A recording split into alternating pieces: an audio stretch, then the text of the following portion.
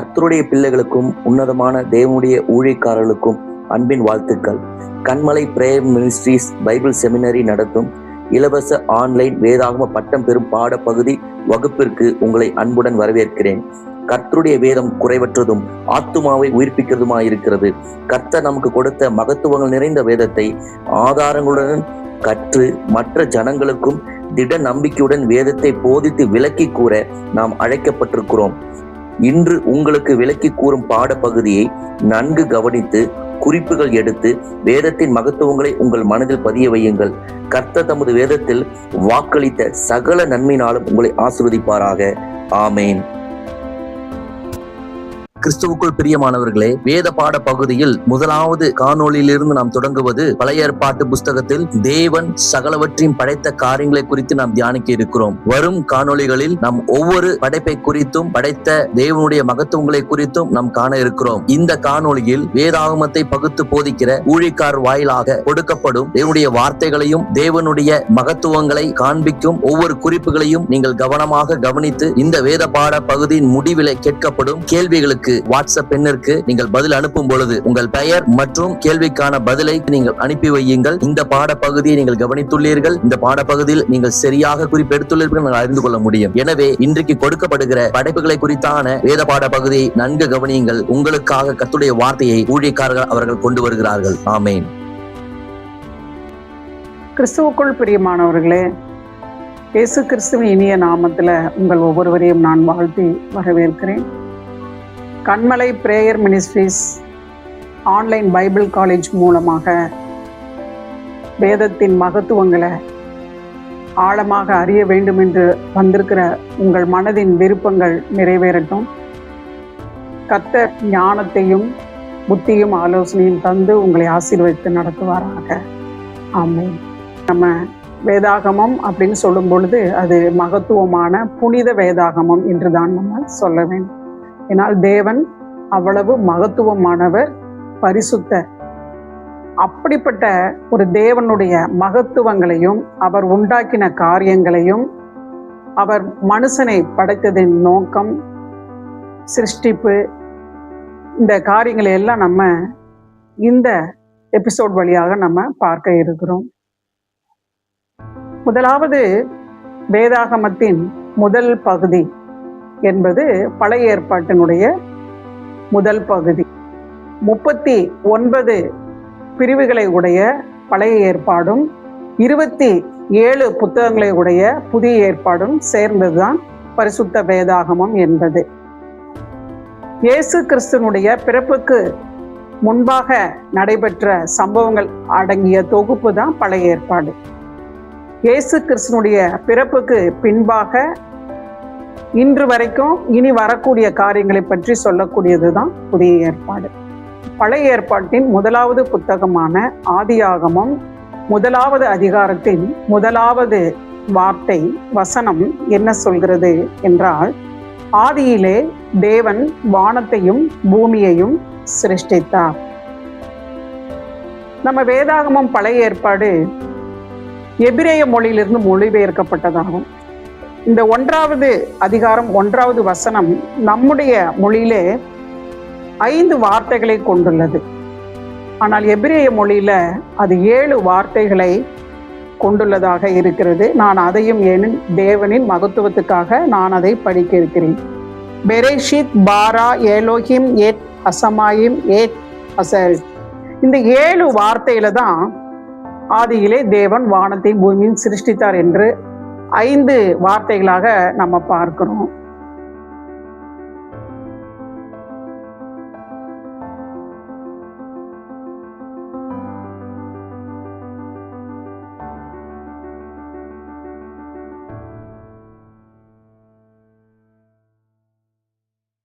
நம்ம எபிரேய பதத்துல இப்ப நம்ம வாசிச்சோம் இல்லையா? என்ன வாசிச்சோம்? ஆதியாகமம் 1:1 என்ன சொல்கிறதுன்னு, பெரேஷித், பாரா, ஏலோகிம். இந்த 3 வார்த்தைக்குள்ள பாரா அப்படிங்கிறது தான் சிருஷ்டிப்பு அப்படிங்கிறது. பாரா என்றால் என்ன அர்த்தம்? சிருஷ்டிப்பு என்பதாகும். 1வது அதிகாரம் 1வது வசனத்தின் இந்த 7 வார்த்தைகளுக்குள்ளதான் சகலமும் உண்டாக்கப்பட்டதாக வேதம் சொல்லுகிறது.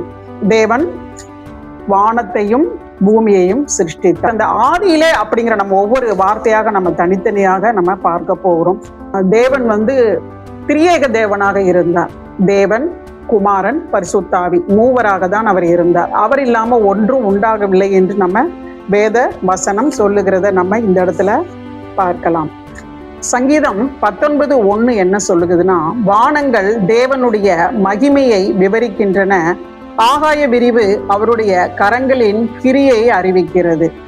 கொலோசையர் 1:16 என்ன சொல்கிறதுனா, அவருக்குள் சகலமும் சிருஷ்டிக்கப்பட்டது, பரலோகத்தில் உள்ளவைகளும் பூலோகத்தில் உள்ளவைகளுமாகிய காணப்படாதவர்களுமான சகல வஸ்துக்களும், சிங்காசனங்களானாலும் கர்த்தத்துவங்களானாலும் அதிகாரங்களானாலும் சகலமும் அவரை கொண்டும் அவருக்கென்றும் சிருஷ்டிக்கப்பட்டது.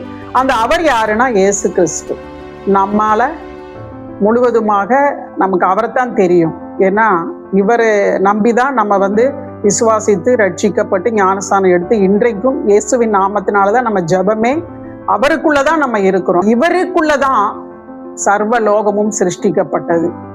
ஏன்னா இவர் தான் எல்லாமுமாக இருக்கிறார். நீதிமொழிகள் 8வது அதிகாரம் 22 31 வசனங்கள் வரைக்கும், கர்த்தர் தமது கிரியைகளுக்கு முன் பூர்வ முதல் என்னை தமது வழியின் ஆதியாக கொண்டிருந்தார்.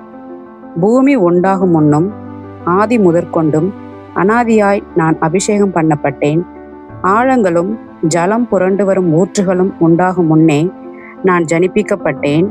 மலைகள் நிலை பெறுவதற்கு முன்னும் குன்றுகள் உண்டாவதற்கு முன்னும் அவர் பூமியையும் அதன் வெளிகளையும் பூமியில் உள்ள மண்ணின் திரள்களையும் உண்டாக்கும் முன்னும் நான் ஜனிப்பிக்கப்பட்டேன். அவர் வானங்களை படைக்கையில் நான் அங்கே இருந்தேன். அவர் சமுத்திர விலாசத்தை வட்டணிக்கையிலும் உயரத்தில் மேகங்களை ஸ்தாபித்து சமுத்திரத்தின் ஊற்றுகளை அடைத்து வைக்கையிலும் சமுத்திர ஜலம் தன் கரையை விட்டு மீறாதபடிக்கு அதற்கு எல்லையை கட்டளையிட்டு பூமியின் அஸ்திபாரங்களை நிலைப்படுத்துகையிலும் நான் அவர் அருகே செல்லப்பிள்ளையாயிருந்தேன். நித்தம் அவருடைய மனமகிழ்ச்சியாயிருந்து எப்பொழுதும் அவர் சமூகத்தில் களி கூர்ந்தேன். அவருடைய பூவுலகத்தில் சந்தோஷப்பட்டு மனுமக்களுடனே மகிழ்ந்து கொண்டிருந்தேன். இயேசு கிறிஸ்துவானவரை குறிச்ச ஒரு காரியம், இவர் யாரோட செல்லப்பிள்ளையாக இருந்தார்னா பிதாவானவருடைய செல்லப்பிள்ளையாக இருந்தார். அவருக்குள்ளதான் நம்மளும் மனுமக்களுடனே மகிழ்ந்து கொண்டிருந்தோம் என்று வசனம் சொல்லுகிறது. அப்போ நம்ம ஆதியிலேயே தேவன் தம்முடைய குமாரனாகிய கிறிஸ்துவுடனும் பரிசுத்த ஆவியானரோடும் மனுமக்களாகிய நம்மளோடு இருந்தாங்க. ஆனா ஆதியிலே தேவ தூதர்களும் அந்த நாளில படைக்கப்பட்டிருந்தாங்க. இந்த காரியங்களை நம்ம வசனங்கள் மூலமாக கூட நம்ம பார்க்கலாம். ஏன்னா தேவ தூதர்களையும் சர்வலோகத்தையும் அவருக்குள், ஏன்னா நம்ம இந்த கொலோசியர் 1:16 படிச்சோம் இல்லையா, அதுல எல்லாமே அவருக்குள்ளதான் படைக்கப்பட்டது, அவருக்கென்று சிருஷ்டிக்கப்பட்டது அப்படிங்கிற நம்ம காரியத்தை நம்ம பார்க்கலாம் தெளிவாக. 5 வகையான தேவ தூதர்கள் உருவாக்கப்பட்டிருக்கிறாங்க. சேராபீம், கேருபீம், பிரதான தூதர்கள். தேவ தூதர்கள்னா அவங்க ஏஞ்சல்ஸ், ஆர்க்ஏஞ்சல்ஸ்ன்னு சொல்லுவாங்க. அப்புறம் லிவிங் கிரியேச்சர்ஸ், ஜீவனுள்ள சிருஷ்டிகள். இவங்க ஒவ்வொருத்தருக்கும் அவங்களுடைய ரெக்கைகள் வேறு வேறு அளவுகள் சொல்லப்பட்டிருக்குது, வசனங்கள் சொல்லப்பட்டிருக்குது. 6 ரெக்கைகள் உடைய தேவ தூதர்கள் சேராபீம் என்று சொல்லப்படுகிறாங்க. இவங்க ஏசாயா 6வது அதிகாரம் 2வது வசனத்தில் இவங்களை குறித்து சொல்லப்பட்டிருக்கிறது. சேராபீன்கள் அவருக்கு மேலாக நின்றார்கள், அவர்களில் ஒவ்வொருவனுக்கும் அவ்வாறு செட்டைகள் இருந்தன. அவனவன் 2 செட்டைகளால் தன் தன் முகத்தை மூடி, 2 செட்டைகளால் தன் தன் கால்களை மூடி, 2 செட்டைகளால் பறந்து. தள்ளப்பட்ட தூதனாகிய லூசிபர், கேரூப் அப்படிங்கிறத நம்ம எசேக்கியேல் 10வது அதிகாரம் 20 முதல் 21 அந்த வசனங்கள் மூலமாக மாத்திரமல்ல, எசேக்கியேல் 28வது அதிகாரத்திலையும் ஏசாயா 14 அதிகாரத்திலையும் இந்த தள்ளப்பட்ட தூதனாகிய லூசிபரை குறித்த காரியங்கள் சொல்லப்பட்டிருக்கிறது.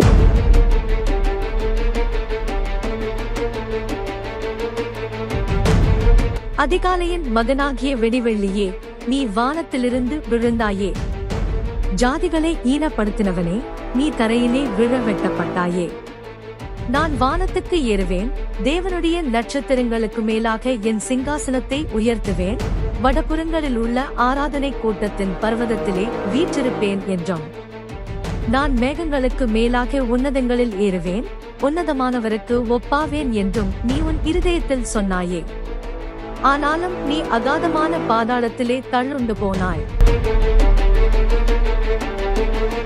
நீ சித்தரிக்கப்பட்ட நாளில் உன்மேல் வாத்தியங்களும் உன் நாதஸ்வரங்களும் உன்னிடத்தில் ஆயத்தப்பட்டிருந்தது.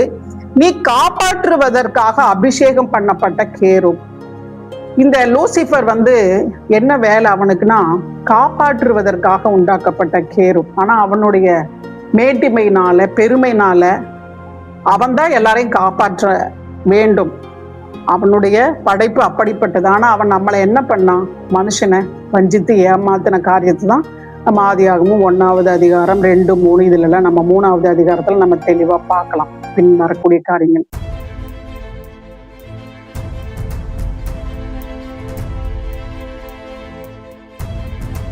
எசேக்கியேல் 28:13-14.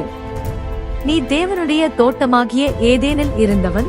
பத்மராகம், புஷ்பராகம், வைரம், படிகப்பச்சை, கோமேதகம், யஸ்பி, இந்திரநீலம், மரகதம், மாணிக்கம் முதலான சகலவித இரத்தினங்களும் பொன்னும் உன்னை மூடிக்கொண்டிருக்கிறது.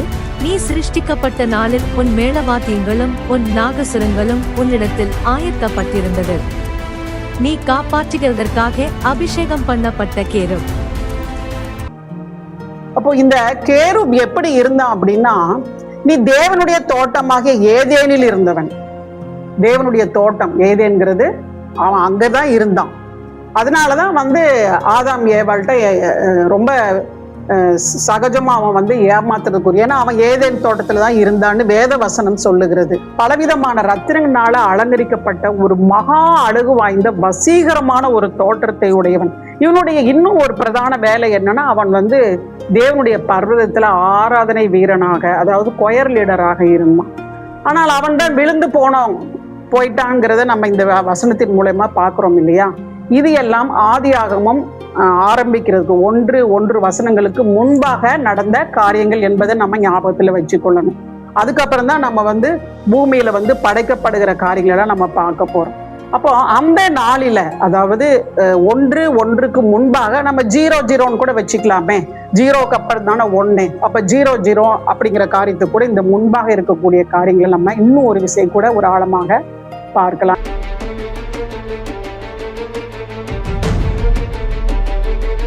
பிரதான தூதர்கள், ஆர்க்ஏஞ்சல்ஸ், இவங்களுக்கு எத்தனை சக்கைகள் என்று சொல்லப்படல. இவங்களை குறித்து தானியேல் 10வது அதிகாரம் 13வது வசனம், யூதா 9வது வசனம், வெளிப்படுத்தின விசேஷம் 12வது அதிகாரம் 7வது வசனத்துல இவங்களை குறித்து பார்க்கலாம். தேவ தூதர்கள் மெசஞ்சர்ஸ், மனுக்குலத்துக்கு என்று தேவ செய்தியை கொண்டு வரக்கூடியவங்க. ஏன்னா இவங்க தான் இயேசு கிறிஸ்து பிறந்தப்போ மேய்ப்பர்கள் மத்தியில சொன்னாங்க, மரியாள் இடத்துல பேசினாங்க. லூக்கா 1ஆம் அதிகாரம் 26வது வசனம், எபிரேயர் 1:14, இந்த இடங்கள் எல்லாம் இவங்களுடைய காரியங்கள் நம்ம பார்க்கலாம்.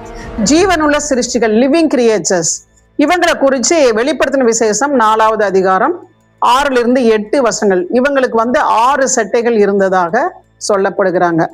இந்த காரியங்கள் எல்லாம் நீங்க படத்துல கூட பார்க்கலாம். இன்னும் நிறைய தூதர்களுடைய வகைகள் வகை வகையாக இருக்கிறத பார்க்கிறோம். தூதர்களும் படைக்கப்பட்டாங்க. மனுக்குலமாகிய நாம் கர்த்தர் தந்த தீபமாக, ஆவி ரூபமாக நம்ம அவர்களோடு இருந்தோம். சேராபீன்கள். ஏசாயா 6:2. அவருக்கு மேலாக நின்றார்கள். அவர்களில் ஒவ்வொருவனுக்கும் அவ்வாறு செட்டைகள் இருந்தன. அவனவன் 2 செட்டைகளால் தன் முகத்தை மூடி, 2 செட்டைகளால் தன் கால்களை மூடி, 2 செட்டைகளால் பறந்து.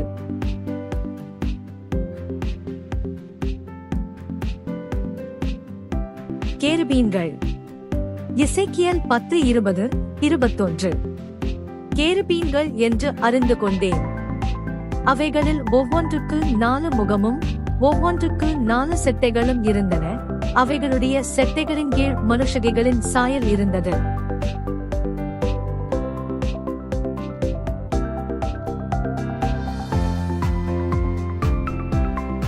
பிரதான தூதர்கள். தானியேல் 10:13. பிரதான அதிபதிகளில் ஒருவனாகிய மிகாவேல் எனக்கு உதவியாக வந்தான். ஆதலால் நான் அங்கே பெர்சியாவின் ராஜாக்களிடத்தில் தரித்திருந்தேன். யூதா 9ஆம் வசனம். பிரதான தூதனாகிய மிகாவேல் மோசேயினுடைய சரீரத்தை குறித்து பிசாசுடனே தர்க்கித்து பேசின போது அவனை தூஷணமாய் குற்றப்படுத்த துணியாமல், கர்த்தர் உன்னை கடிந்து கொள்வாராக என்று சொன்னான்.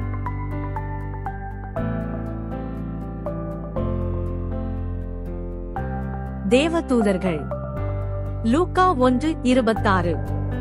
காபிரியேல் என்னும் தூதன் கலிலேயாவில் உள்ள நாசரேத் என்னும் ஊரில் தாவீதின் வம்சத்தானாகிய யோசேப்பு என்கிற நாமமுள்ள புருஷனுக்கு நியமிக்கப்பட்டிருந்த ஒரு கன்னிகையினிடத்திற்கு தேவனாலே அனுப்பப்பட்டான்.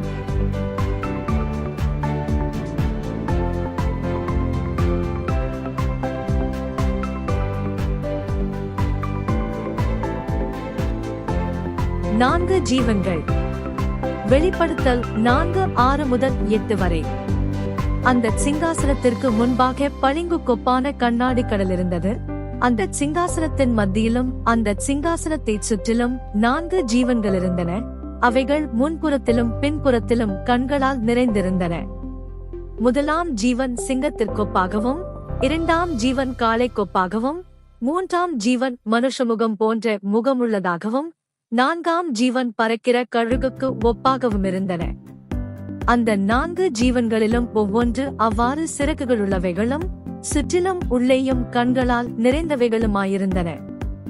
அவைகள் இருந்தவரும் இருக்கிறவரும் வருகிறவருமாகிய சர்வவல்லமை உள்ள தேவனாகிய கர்த்தர் பரிசுத்தர் பரிசுத்தர் பரிசுத்தர் என்று இரவும் பகலும் ஓய்வில்லாமல் சொல்லிக் கொண்டிருந்தன.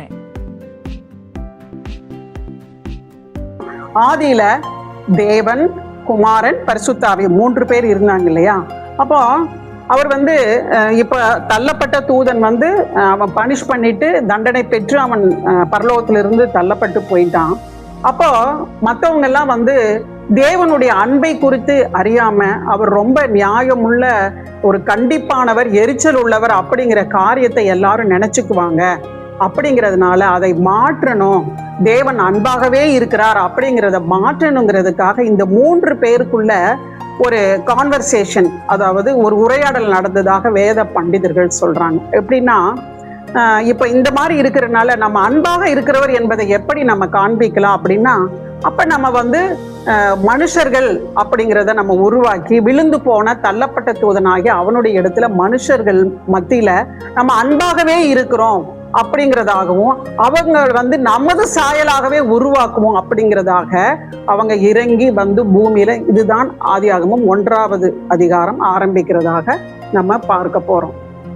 கிறிஸ்துவுக்குள் பிரியமானவர்களே, இன்றைக்கும் உங்களுக்கு பகுத்து போதிக்கப்பட்ட வேத பாட வகுப்பினை நன்கு கவனித்தீர்கள் என்று விசுவாசிக்கிறேன். இப்பொழுதும் கேட்கப்படுகிற கேள்விகளுக்கு கொடுக்கப்பட்டுள்ள வாட்ஸ்அப் எண்ணிற்கு சரியாகவும் பொறுமையாகவும் பதிலளிக்குமாறு அன்போடு கேட்டுக்கொள்கிறேன். ஆதியிலே தேவன் வானத்தையும் பூமியை சிருஷ்டித்தார் என்று சொல்லி தமிழில் ஆதியாகமம் 1:1 5 வார்த்தைகளில் சொல்லப்பட்ட தேவனுடைய வார்த்தை எபிரேய மொழியில் எத்தனை வார்த்தைகளில் சொல்லப்பட்டுள்ளது? நன்றாக கேள்வியை கவனித்து பதிலளியுங்கள். 5 வார்த்தையில் சொல்லப்பட்ட தேவனுடைய படைப்பை குறித்து ஆதியாகமம் 1:1 சொல்ல எபிரேய மொழியில் எத்தனை வார்த்தைகள் சொல்லப்பட்டுள்ளது? 2வது கேள்வி, எத்தனை தூதர்கள் இருப்பதாக வேதாகமம் நமக்கு சுட்டிக்காட்டியுள்ளது? எத்தனை தூதர்கள் இருப்பதாக வேதாகமம் நமக்கு சுட்டிக்காட்டியுள்ளது? 3வது கேள்வி, ஆதியாகமம் 1:1 மூல எபிரேய பாஷையில் பாரா என்பதன் பொருள் என்ன? ஆதியாகமம் 1:1 குறிக்கும் மூல எபிரேய பாஷையில் பாரா என்பதன் பொருள் என்ன? இந்த 3 கேள்விகளுக்கும் கொடுக்கப்பட்ட வாட்ஸ்அப் எண்ணிற்கு நீங்கள் பதிலளிக்குமாறு அன்போடு கேட்டுக்கொள்கிறேன். தொடர்ந்து வருகிற வேத பாட வகுப்பு காணொளிகளை நன்கு கவனியுங்கள், பதிலளியுங்கள், பட்டம் பெறுங்கள். இந்த வீடியோவை தொடர்ந்து நீங்கள் பார்க்கும்படிக்கு, வேத பாட வகுப்புகள் பங்கு பெறும்படிக்கு இந்த சேனலை சப்ஸ்கிரைப் செய்து கொண்டு நோட்டிபிகேஷன் பெல்லையும் கிளிக் செய்து அடுத்து வரும் காணொளிகளுக்காக நீங்கள் காத்திருங்கள். கர்த்தர் உங்களை ஆசீர்வதிப்பாராக. ஆமென்.